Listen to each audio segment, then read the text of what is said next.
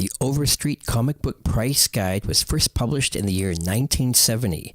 The first edition was white covered, and shortly after was a second printing which had a blue cover. We're going to use that as our reference to look at the most valuable comics established in the very first Overstreet price guide in 1970. Action Comics #1 was ranked as the most valuable comic at that time. We're going to use the low good grade from the book as our way to tabulate the most valuable comics in the guide. We'll see that Action Comics #1 ranks the highest with a $200 good value based on its grade in the price guide at this time.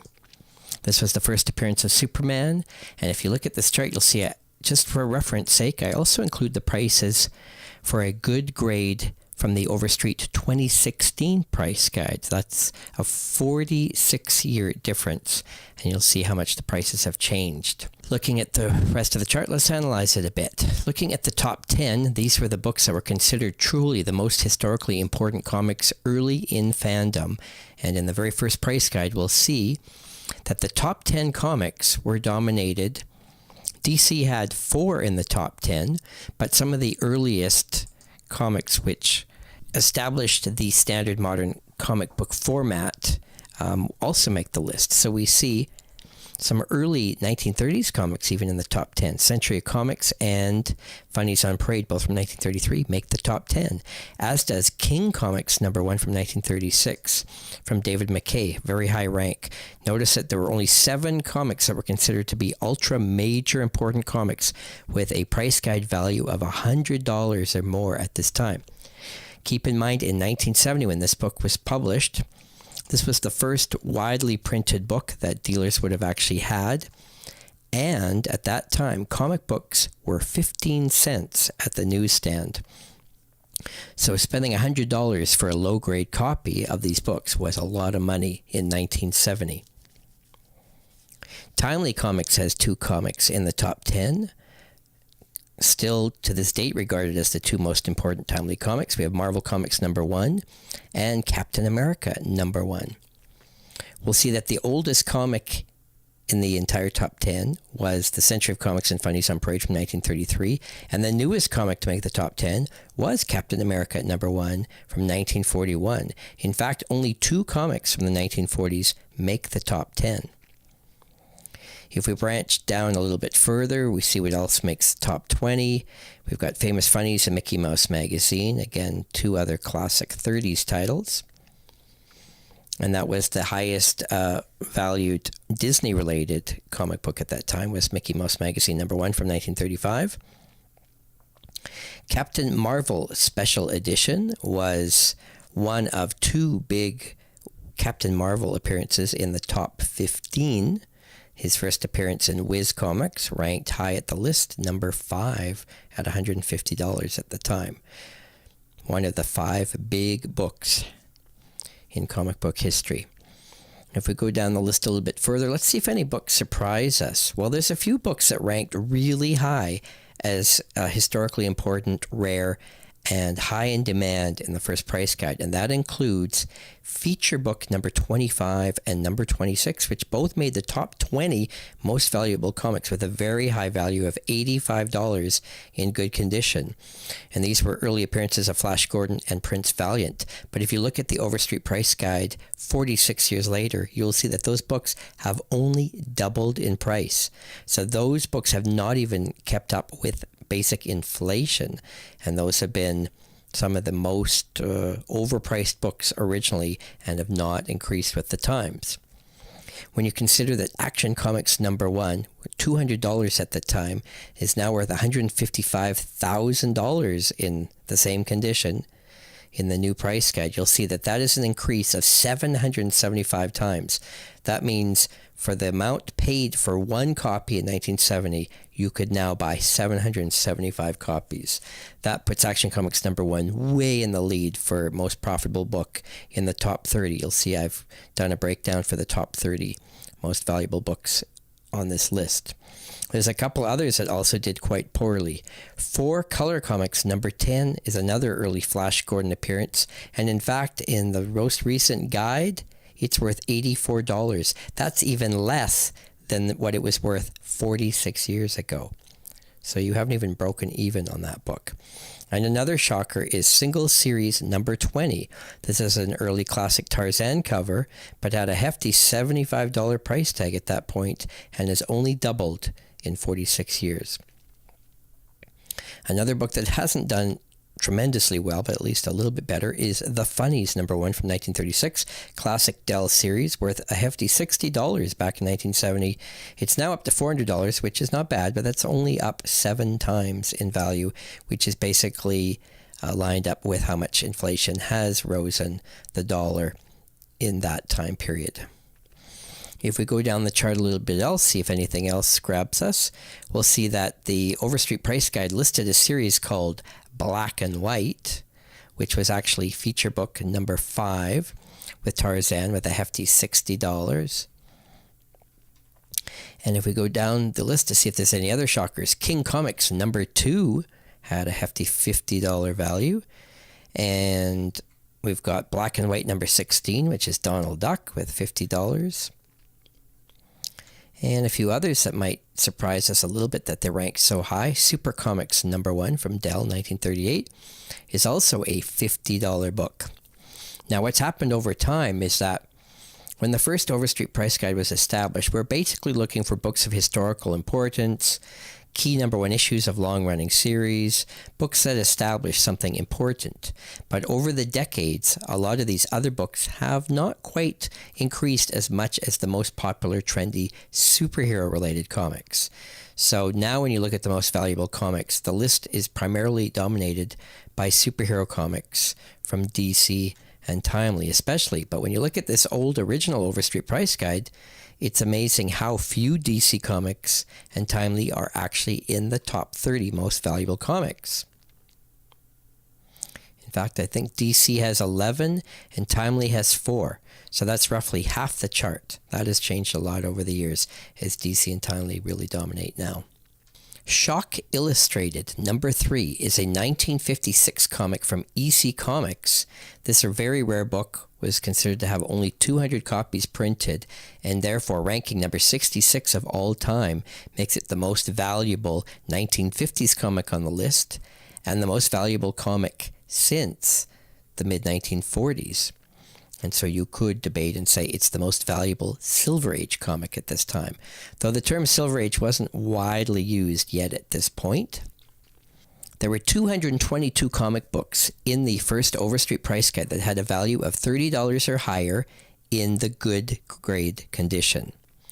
79 of the 222 books are actually priced at $30. So 91 of the comics worth over $30 or higher were from the 1930s. The biggest boom of comics on the entire list was from the year 1940. It dominates by far with 69 comics. That is a third of the entire list of most valuable comics are all from the exact year of 1940. The prime period of comic book and collectability is 1939 to 1941, which consists of 151 of the 222 most valuable comics ever. There are only 41 major key books with a hefty price tag of $60 or higher. Only 2 comics in the top 65 most valuable of all time were from 1942 or newer. And interestingly, those books are no longer considered major valuable books. If we sort the chart completely by age, we can look at the oldest comics that were established early on as key issues and the most valuable books in the first Overstreet Price Guide in 1970. We'll see that 3 major popular books from early on, Century of Comics, Funnies on Parade, and Famous Funnies number 1, all from the early 30s, all have a good value of $85. And that price was also given to Mickey Mouse Magazine number 1. We can see that from the years 1933 to 35, we've got 12 different early comic books. None of these are superhero books, but these are all pioneer books, and you can classify them either as Platinum Age books or the books that would establish the Golden Age. If we look at what books are the newest, it's interesting that there are only 5 comic books worth $30 or more that are dated 1943 or newer. And the 2 newest books on the list are both from EC Comics, Shock Illustrated, number 3 from 1956, and the Tales of Terror Annual, number 1 from 1951. Other than that, we've got a couple books from DC and Timely, and another surprise book that ranked very high in value in the early price guide was all the issues of the Buck Rogers series, and number 1 through 6 all make the most valuable chart. Since the comic book fandom was less than a decade old, any comics from the 1960s still had not established much of a value yet in the first price guide. These books were at the time considered to be much more common and therefore did not deem a high price tag. Fantastic Four number 1 from 1961, now 9 years old, was the book that was considered to start the Marvel Silver Age of superheroes, and it is the most valuable Silver Age comic from Marvel in the first Overstreet price guide. And Fantastic Four number 1 was considered way scarcer and more important than Amazing Fantasy 15 at that time. And we will find that Amazing Fantasy 15 and Amazing Spider-Man number 1 were both listed at $12 each in good. Incredible Hulk number 1 was listed at $10. The most valuable DC Silver Age comic in the first Overstreet price guide was not Showcase number 4, and it was not Brave and the Bold 28. It was in fact Showcase number 17, featuring Adam Strange, at a $10 price in good condition. Comic collecting had been pushed in the 1960s by those hunting out EC horror pre-code comics, and then the new boom in the revival of superhero comics from DC. Therefore, some of the most valuable comics post-1950 are EC comics and the earliest DC and Marvel Silver Age hero books. EC comics were in such high demand that 2 of the EC comics are the only comics post-1945 to even make the chart of the most valuable comics. Some characters were so popular that they achieved very high rankings in the very first Overstreet price guide, but are not as highly collected now. This includes such big names as Tarzan, Flash Gordon, Dick Tracy, and Prince Valiant. They had some of the most valuable comics in the early days of the Overstreet price guide, but those books have not kept up with the times and not increased like the superhero books. DC Comics had an amazing 75 out of the 222 most valuable comics listed in the first Overstreet price guide. That is a third of the entire list of key books. Timely Comics, now known as Marvel Comics, had 31 of the 222 most valuable comics in the first guide. If we look at the titles that seem to be generally the most collected and most valuable, we'll see that Marvel Mystery Comics had 16 different issues with a value of $30 or more in good condition in the first Overstreet price guide. That's an incredible number of key issues. And even 9 of those were worth more than $50 in the first guide. All-Star Comics from DC is surprisingly their biggest collected title, with 15 different key expensive issues and 3 worth $50 or more. That's followed by Detective Comics with 14 issues, More Fun Comics with 10, and Action Comics is behind at 7. Interestingly, even though Action Comics number 1 always seems to be the most valuable comic, even from the early days, it was established that there were more valuable Batman in-demand issues than Superman. Buck Rogers is impressive to make this list, with 6 issues in a row making the chart, ranking it as the 6th most popular comic title with a high value. 4 Color Comics has 5 issues with high value. King Comics also is surprised with a 5, and Wiz Comics had 5. Captain America has 4, and Superman has 4 as well. Many would never guess now that All-Star Comics was the DC Golden Age title to collect at this time. Let's talk about inflation for a moment. A 10-cent comic bought in 1940 would now cost 28 cents in 1970 based on inflation. So if you had invested your money, in a sense, your dollar was worth triple. However, the comic market by 1970 was established to be so strong that the key Golden Age comics did not go up 3 times in value from their original dime cover price. They, in fact, had jumped from 10-cent cover price to at least $30 or more for a low-grade copy of these key issues.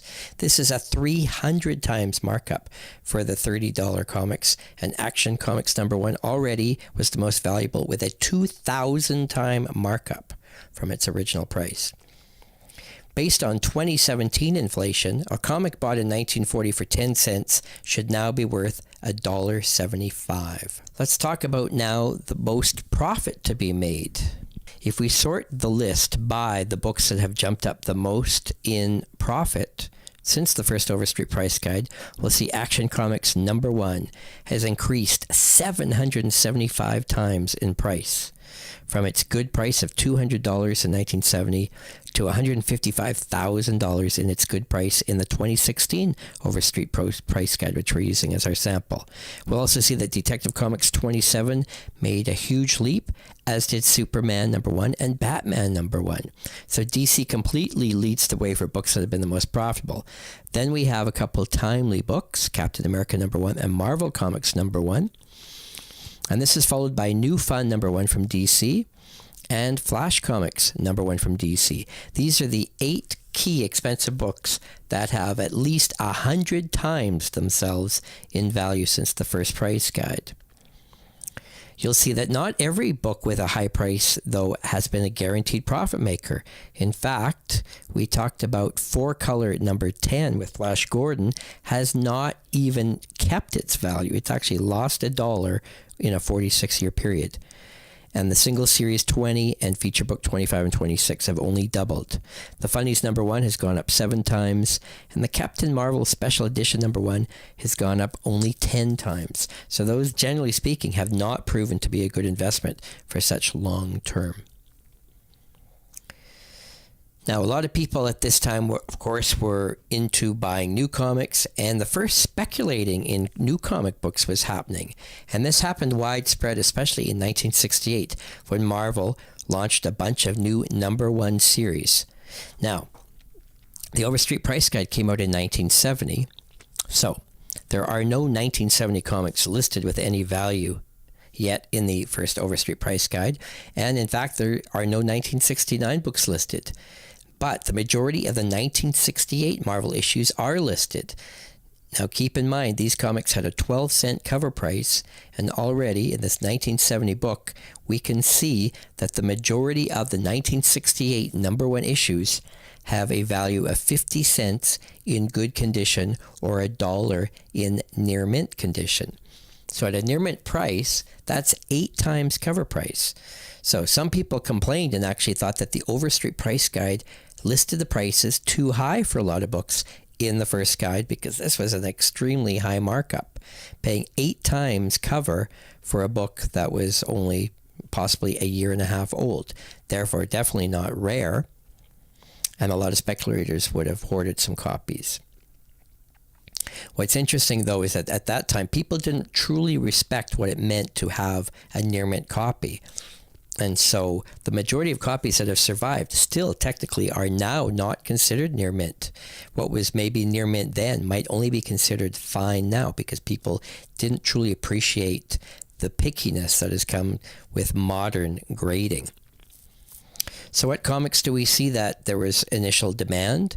Well, it's proven early on that any giant-size comics or annuals, king-size specials, because they had a heftier cover price, the Overstreet price guide automatically lists them with a higher value. And therefore, we find the most valuable 1968 Marvel comics include Tales of Asgard, which had a hefty 25-cent cover price, as did Incredible Hulk Special #1, and the Spectacular Spider-Man magazine #1, which came out that year, had a heftier price tag of 35 cents, I believe, and it's now listed with $1.50 in good or $2.50 in near mint. It's interesting to note that at that time, the near mint price was only double that of a good copy. So basically, you had value as long as you owned the book. This has definitely changed over the years. There is now as much as a 20 times spread between good and near mint on many key books in the current Overstreet price guides. So as collecting condition has become more and more a factor, and people want to own the best copy, and grading has become more select, and now we have CGC slabbing of books, condition has become everything, and therefore we're getting record prices for high-grade books as people realize there are so few of them. Also on this chart, you'll see I've listed the Marvel 1967 series that debuted. And again, the specials, which are annuals with a heftier cover price, automatically get a higher value. Marvel Superheroes number 12 seems to be the first breakout valuable key issue at a hefty $1.50 in good condition. And if we include the 1966 Marvel books, we'll see that the Patsy Walker Fashion Parade is an example of a book that's not even listed in the first Overstreet price guide, as was the case with also America's Best TV Comics, Pussycat Magazine, and Groovy number 1. These oddball series, which were not superhero, were not listed in the first Overstreet price guide.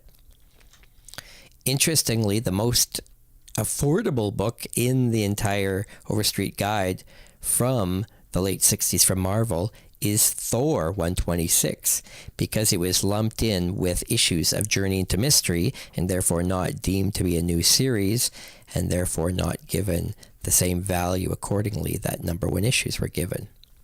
Now, an interesting thing is to see just how valuable were the key Silver Age books this early on in Overstreet history. So here are the 20 most important Silver Age comics based on current prices, and we'll look and see how they ranked then in low and high grade in the Overstreet 1970 price guide. And we'll even compare the prices with the original 1965 Argosy comic book price guide, which was the first time we have an official listing for all these books.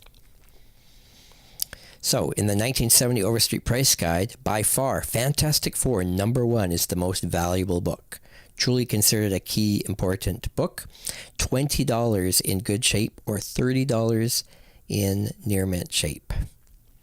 And that was up from $6 in the Argosy price guide 5 years earlier.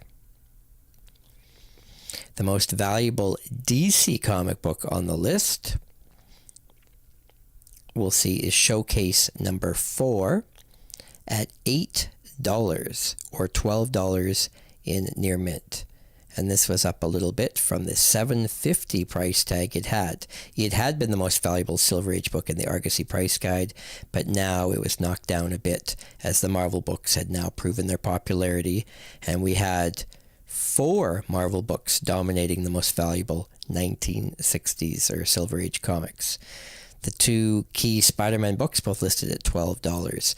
Notice it's interesting the books that had not yet broken out as key books. Adventure Comics 247 was only worth $1 and was not even listed in the Argosy price guide, just not yet a key issue.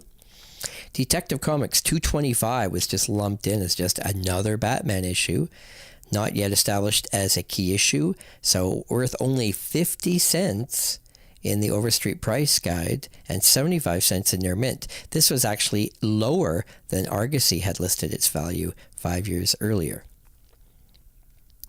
Our Army at War number 83, a major key war book with Sergeant Rock appearing, only listed at 25 cents in low grade and 50 cents for a near mint copy, and not even listed in the Argosy book, just not a popular hero collected title at that time. So it's fascinating to just look at how things have changed. Don't we all wish we could go in a time machine and stock up all these comic books that seemed to be so affordable at that time? But the question is, did people really have access to these books? It was the mail order days. There really weren't many comic shops. Nobody could order direct. Nobody could stockpile books. You took a chance of whatever came out at the newsstand, and you took a chance of whatever condition you'd find. You really couldn't be that picky about condition. People were not bagging and boarding and protecting their books, and condition had not proven to be a dominating factor of collecting. People just simply wanted to have a copy, period. People still read comics at that time. So again, comic books at this time were 15 cents brand new on the newsstands. People were excited about finding these books. And keep in mind, the golden age at that time wasn't that long ago. When looking for a comic from 1940, that was only 30 years ago. If you put that in modern day trends, 30 years ago doesn't seem that long ago. And yet, unfortunately, we know that the Golden Age books simply were not saved. They were not collected. They did not have value when first produced. And that is why they originally became so valuable, because people appreciated the scarcity. I'd like to thank you for watching, and check out our other series of videos. And leave me some comments. I'd love to hear what you think. Any surprises in this video?